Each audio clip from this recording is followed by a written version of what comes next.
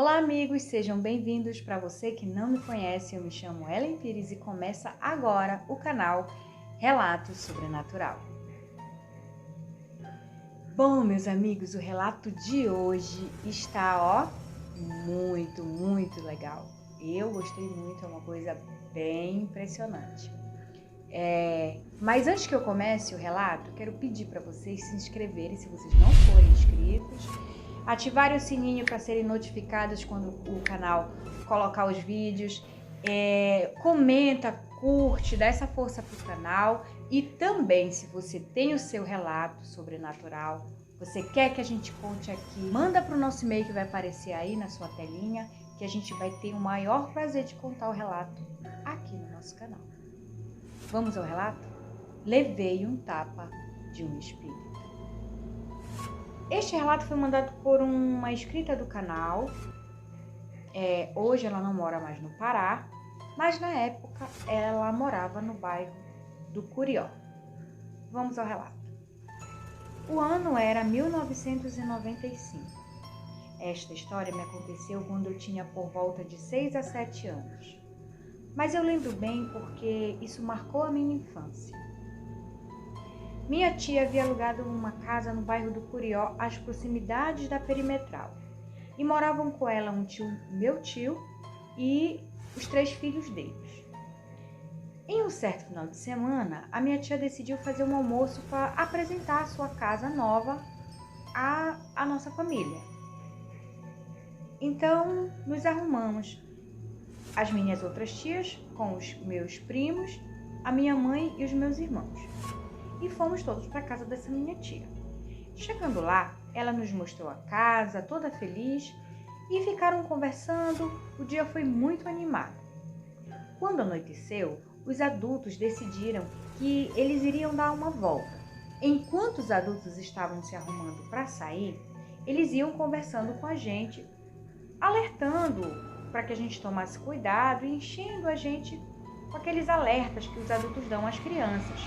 Olha, não abram a porta para ninguém, não vão dormir tarde, nada de ficarem brigando. Sabe esse tipo de coisa que os pais fazem com os filhos, chamando atenção, dando conselhos, mas que os filhos nunca escutam? Pois é. E vocês sabem que criança e adolescente, quando fica sozinho em casa, vira uma bagunça. Então, eles foram e nós ficamos. Ficamos 2 crianças, eu e mais uma prima, e o resto eram adolescentes. Totalizávamos em 9 crianças. Teve de tudo. Brincadeiras, briguinhas, confusão, tudo que uma molecada gosta e faz. Logo bateu a fome e procuramos o que íamos comer. A minha prima mais velha fez uma farofa para toda a galera. Foi aquela bagunça na cozinha. Depois que terminamos, decidimos que era hora de deitar. A casa tinha 2 quartos.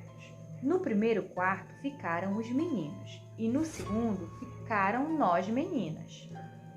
O segundo quarto era mais próximo à cozinha.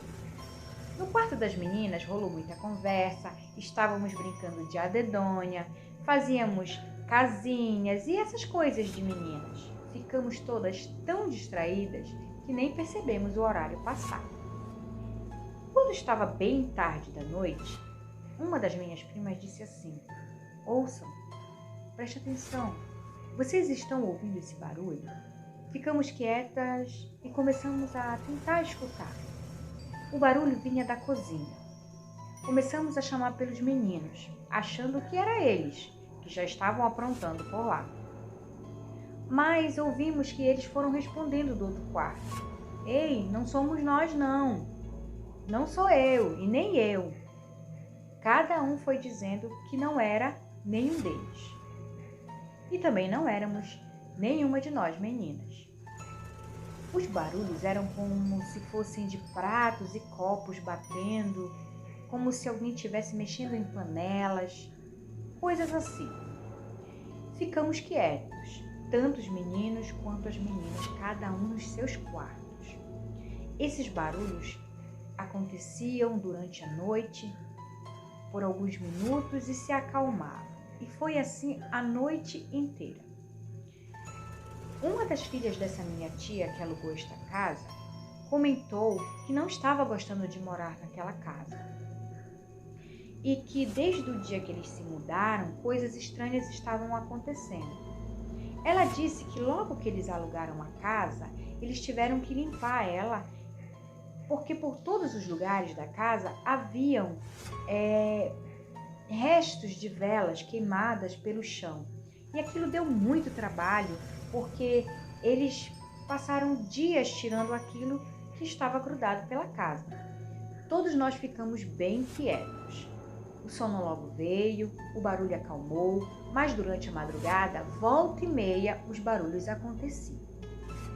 Às proximidades das 5:30 da manhã, nossos pais chegaram, bem contentes. Claro, eles vinham muito alegremente porque tinham passado uma noite super divertida, com certeza. Mal imaginavam que a nossa noite tinha sido um tormento. Assim que eles abriram a porta, foram logo recebidos por todos nós, correndo em direção a eles, gritando e chorando. Fomos logo contando tudo o que tinha acontecido. Eles ficaram espantados, cada um pegou seus filhos e começaram a acalmar. Ficaram logo dizendo: calma, vocês sonharam, vão se deitar. Brigaram com a gente, acharam que a gente estava fazendo uma tempestade no copo d'água, era imaginação de criança. Então, eles foram, todo mundo se ajeitou e foi deitar. Eu ainda estava com medo. Deitei ao lado da minha mãe. Mesmo assim, eu não conseguia ficar me sentindo à vontade naquele lugar. Fiquei agarrada com ela, tentando dormir, apesar de perceber que o dia já estava amanhecendo. Em questão de minutos, ouvimos um barulho no outro quarto. O quarto onde os meninos estavam e que seus pais já estavam lá. Era uma das minhas tias. E todos nós corremos e levantamos atordoados para ver o que tinha acontecido com ela. Ela estava histérica. O rosto dela estava muito vermelho. Ela veio gritando: me bateram no meu rosto, eu levei um tapa, olha aqui o meu rosto. Foi então que os nossos pais colocaram a gente no quarto, mandaram que a gente se aquietasse e levaram a minha tia para a cozinha. Eu fui dar uma olhadinha para ver o que estava acontecendo. Ela estava sentada à mesa, muito nervosa, tomando um copo de água com açúcar, e eles tentando entender o que tinha acontecido. Assim que o dia clareou, em questão de 30 minutos, acredito eu, todo mundo arrumou as suas coisas e foi embora. Ficaram, claro, só a minha tia, o meu tio e os filhos deles, porque moravam na casa. Tempos depois, eu descobri, através de conversas de parentes meus, que aquela casa havia sido um terreiro e que o dono havia falecido há um tempo atrás. A família dele, então, decidiu alugar a casa. Minha tia, que alugou a casa na época, conta que ela não tinha sossego de viver ali, que eles eram acordados com barulhos, portas que batiam, acontecimentos inexplicáveis. Depois disso, a minha tia e a sua família se mudaram e eu nunca mais ouvi falar daquele local. Essa experiência me assustou muito porque ao longo do tempo eu tive muitos pesadelos lembrando daquele dia. Aquela casa realmente me assustou muito. Minha família hoje em dia não fala mais disso, mas eu lembro como se fosse hoje. Obrigada por contar o meu relato e já estou ansiosa para ver a minha história sendo contada aqui no canal. Beijos. Beijo para você também. Obrigada por esse relato. Gente, e aí? O que vocês acham desse relato? Para mim, ele foi bem assustador, porque a gente já fica assustado de sentir, né, que não está sozinho, de ouvir barulhos e você ainda levar um tapa de um espírito. Gente, ela conta que o rosto da tia dela ficou vermelho. Não é o primeiro relato que eu já ouvi, que na verdade que eu já li, de pessoas que foram machucadas por espíritos, fantasmas, assombrações. Não é a primeira vez, mas quando a gente sabe de uma coisa dessa que aconteceu bem aqui, uma pessoa perto da gente, uma pessoa que pode conversar contigo, que pode dizer, não, isso é de verdade, aconteceu. É bem assustador. Deixa o seu comentário, quero saber o que você acha, porque foi cabuloso esse relato, hein? Vamos agora à lenda. E a lenda de hoje é a procissão das almas. Essa lenda, ela é bem conhecida. É uma lenda que era muito contada pela nossa avó, pela nossa bisavó, por pessoas também mais do interior. Mas é uma lenda muito conhecida, inclusive é uma lenda muito conhecida no Brasil inteiro. Esta lenda conta sobre uma velha senhora que vivia sozinha na sua casa. E por não ter muito o que fazer, nem com quem conversar, passava a maior parte do dia olhando a rua através de sua janela. Coisa muito comum de pessoas do interior. Até que em uma tarde, quando estava quase anoitecendo, ela viu uma procissão.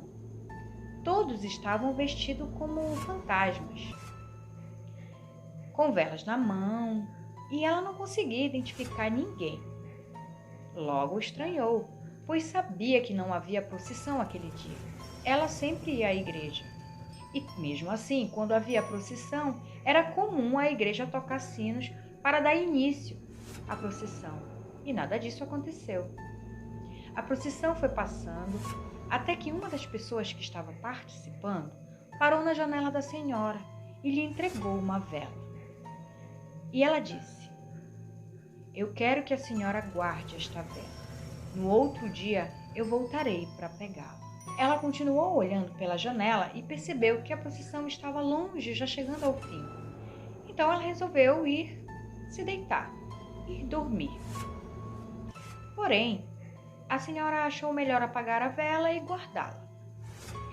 No dia seguinte, assim que acordou, lembrou do que havia acontecido. Levantou-se e foi até a gaveta onde ela havia guardado a vela. E no lugar onde ela havia guardado, teve uma surpresa.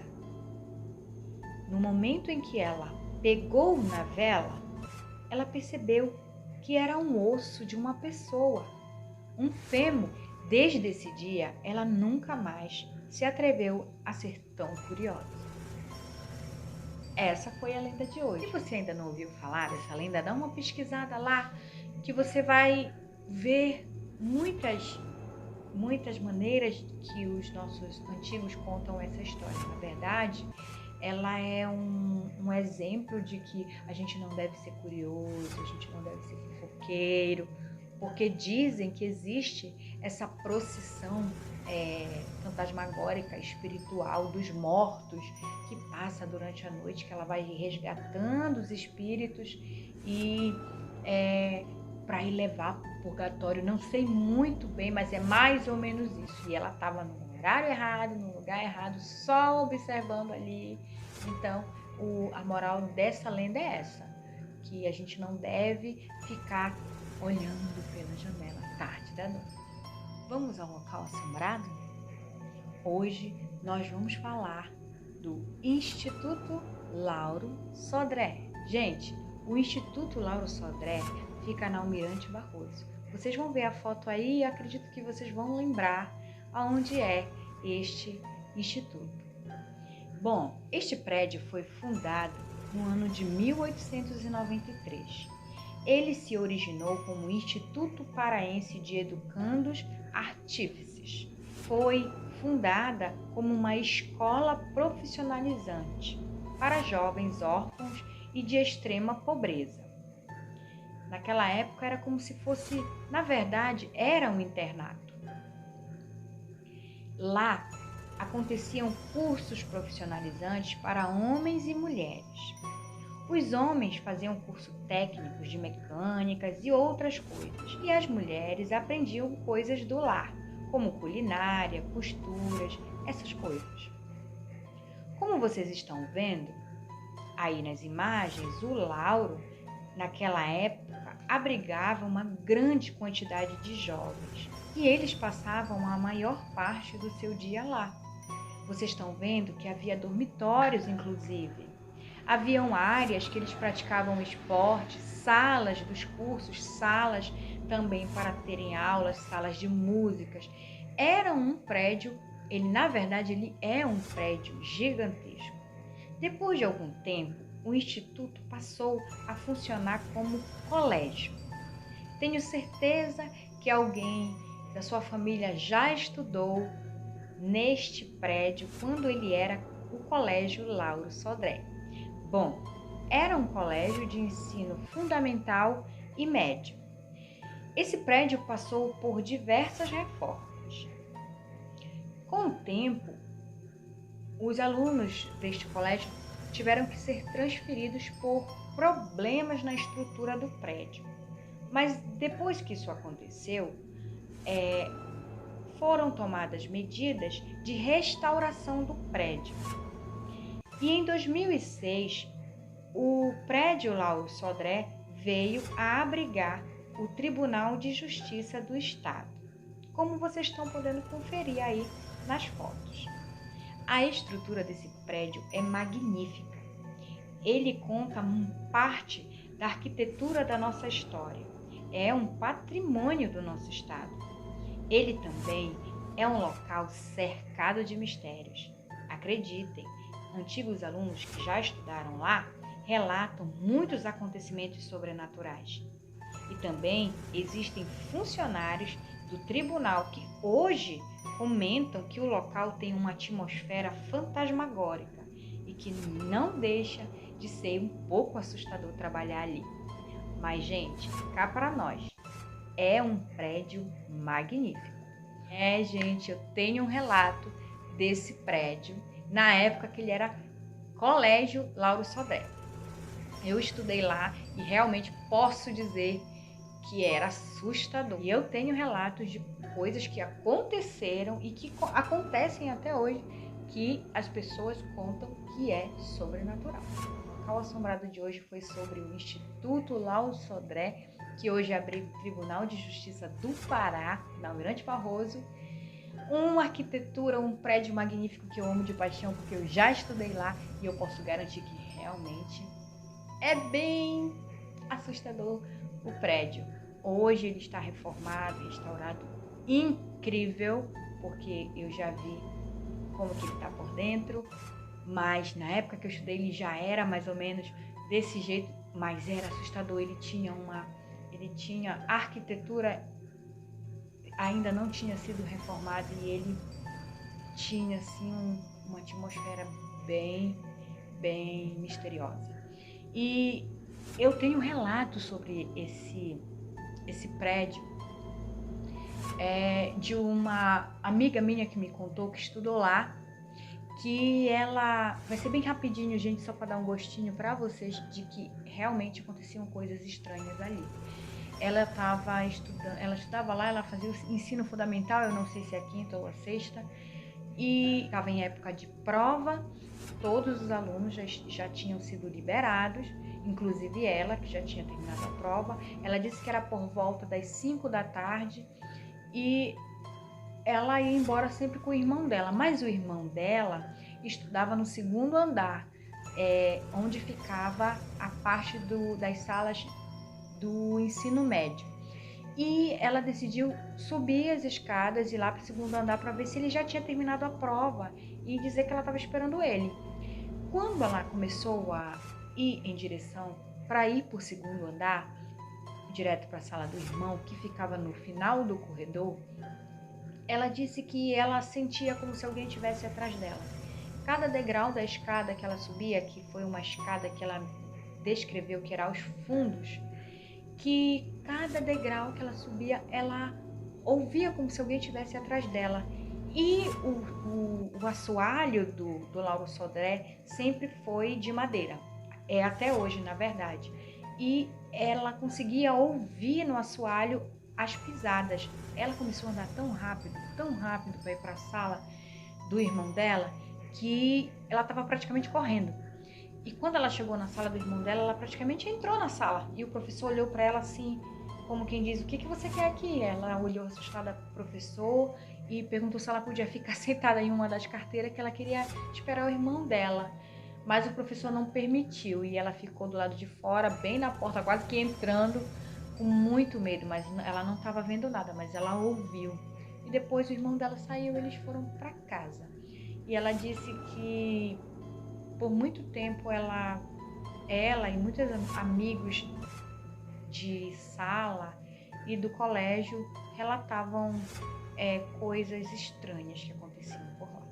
Então é isso, meus amores, esse foi o vídeo de hoje. Eu espero que você tenha gostado. Se inscreve no canal, compartilha com seus amigos, dá uma curtida para ajudar o canal e comenta aí que eu quero saber a sua opinião. Também não esquece de mandar seu relato, tá bom? Eu quero muito saber a tua história e contar aqui para todo mundo. Um beijo e até o próximo vídeo.